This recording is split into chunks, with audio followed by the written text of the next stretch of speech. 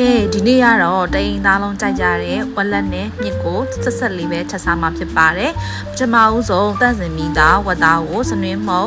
နေငယ်ချိုမုံနဲ့စားတို့ကိုထည့်အစိမ်းမုံကိုထည့်ပြီးတော့တမအောင်ရောနေပြီးတော့အသားကိုနှက်ထားပါမယ်အဲ့နှက်ထားမဲ့အချိန်မှာကျွတ်ဖြူကျွတ်နီဂျင်းတို့ကိုရောပြီးတော့ကြိတ်ပါမယ်ကြိတ်ပြီးစီပူလာပြီဆိုလို့ရှိရင်စနွင်းလေးနဲ့ငယ်ထည့်ပြီးခုနကကြိတ်ထားတဲ့အားတွေကိုရောပြီးတော့စီတက်ပါမယ်ရှင်စက်သွန်လေးတွေနုံးလာပြီဆိုလို့ရှိရင်ခုနကအရသာနှက်ထားတဲ့ဝက်သားတွေကိုထည့်ပြီးတော့ရောပြီးစီတက်ပါမယ်အဲဒီဝက်သားထွက်လာတဲ့ရေကိုခန်းတဲ့အထိစီတက်မှာပဲဖြစ်ပါတယ်ရှင်ပြီးတော့ခုနကမြစ်တွေကိုထိထားတဲ့မြစ်တွေကိုလည်းထည့်ပြီးတော့ရောသမမွေပြီးတော့စီတက်ပါမယ်နတ်မွေးလာပြီးရေလေးခန်းသွားပြီဆိုလို့ရှိရင်တော့ဖြစ်ဒီကိုစားမဲ့နူးတဲ့အထိပေါ့နော်ဒီဝက်သားကိုနူးတဲ့အထိရေကိုမြများထည့်ပြီးတော့တစ်ထားလိုက်ပါမယ်